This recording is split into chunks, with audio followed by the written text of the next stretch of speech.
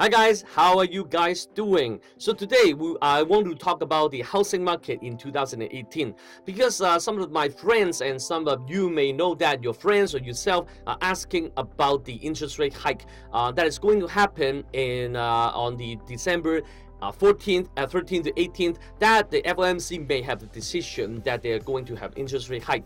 Not only that, we know that after Donald Trump visited the Japan and China, you know, the Janet Yellen and the new chairman, they're talking about in 2018, not just this time, in 2018, they're continuing to raise the interest rate, probably 3 to 4 more times. So I understand your concerns. You will ask that if I'm doing business, I'm borrowing money, and I'm doing margins, investment, and also as well as the most important question, if I'm doing mortgages, the interest rate will hurt me, right? So today I'm really scared. So some of the approaches came up. So some said, oh, I have the money to pay the upfront to pay the house, and then but they're going to raise interest rate, right? So the housing price will come down. So might as well just wait. Okay. The other thing is, oh, I'm only few houses, or I only have one. So what if I just sell it now? Because in the next year, not 1 month, the whole year, the interest rate hike is going to go up.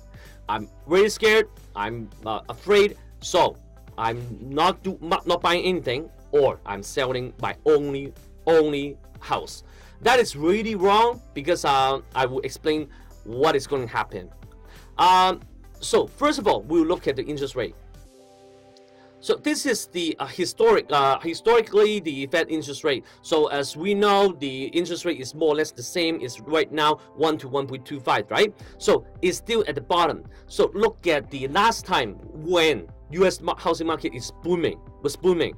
It was when between the time in the SARS, which is 2004 to 2007, right? Not until 2007 and early 2008, the subprime mortgage, the crisis came.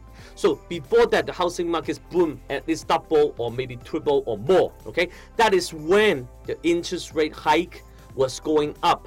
So my first investment was when interest rate hike was raised by 17 times.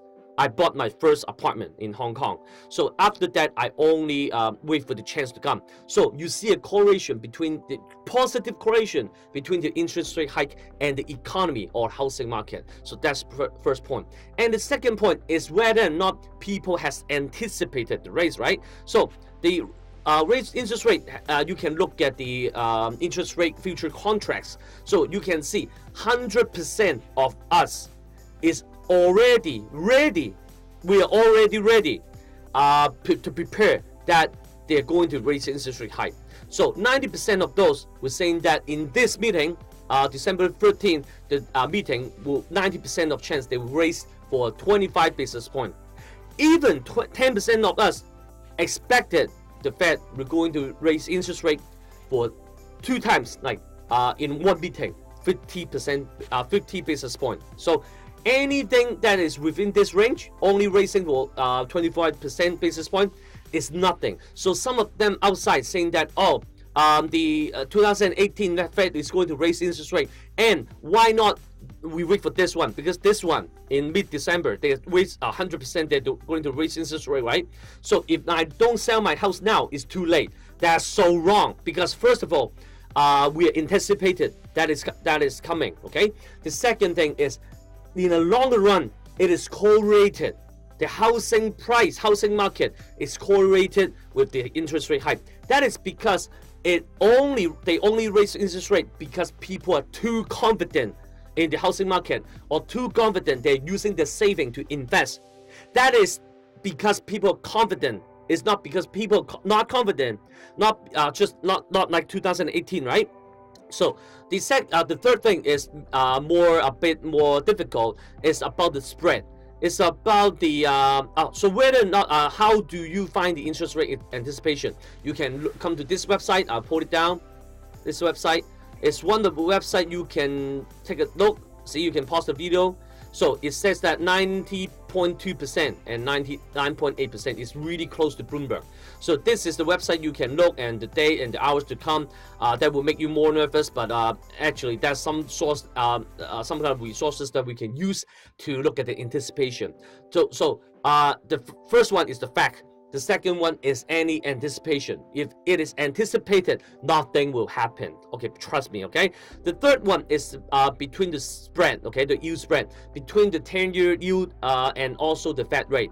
So let me explain it in English, okay? So as long as the spread is high, so the market representing the 10-year yield representing the market, the Fed rate representing the minimum cost of running businesses, running the economy, okay? So if the spread is wider, the economy is better. So there are two things that we can screw up the US economy, which means the global economy is really correlated, right? So whether or not they're listening from UK, Canada, or elsewhere, it's the same.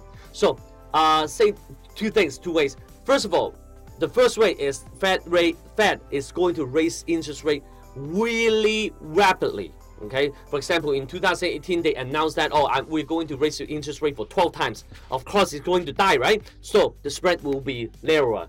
And the second thing is suddenly the market is really pessimistic and the 10-year yield just dropped. That will also make the spread narrow, okay? So as long as the spread is be above 1, best if it's above 2, the economy is good. For example, in 2004 to 2007, you see the spread is pretty healthy, okay? So the SARS is like that. SARS is like that, okay? After the 9/11, it's like that. So at the this stage, the spread is pretty good. It's around the tech bubble, so it's pretty good. And you say that the U.S. housing market, we all know that in the 90s and late 80s, really bad. You see, it's really fluctuated, right? So right now, it's really easy to anticipate the policy and the interest hike or cut. And also, it's really easy to anticipate because it's going up a lot and then going down a lot. It's just one whole cycle. It's unlike before, right? It's really sharp. Having sharp turns. So right now, these are the three reasons I think that the 2018 the housing market will be doing pretty good. In the previous video, which you can watch it again, I talk about the housing markets in the United States is considered to be really healthy compared to Canada, Australia, Hong Kong, etc. But other than that, other countries is still healthy. So right now, the most recent news is my agent just misunderstood something. Actually, I could buy a house in Canada, which I didn't in July. Right now, there are not many houses around. I'm not a Canadian citizen. He misunderstood that if I'm the non-resident, I have to pay tax.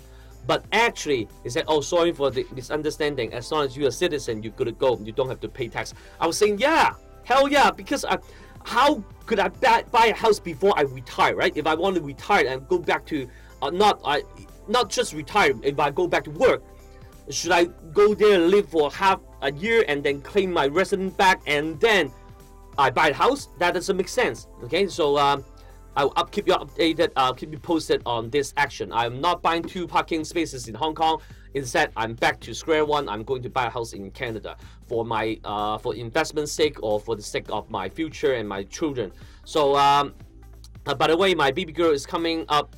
Is due not coming. Is due 3 weeks later. The due date is December 23rd. So I try to keep posting regular videos, so please give me comments or likes to show me that this is direction you want to know.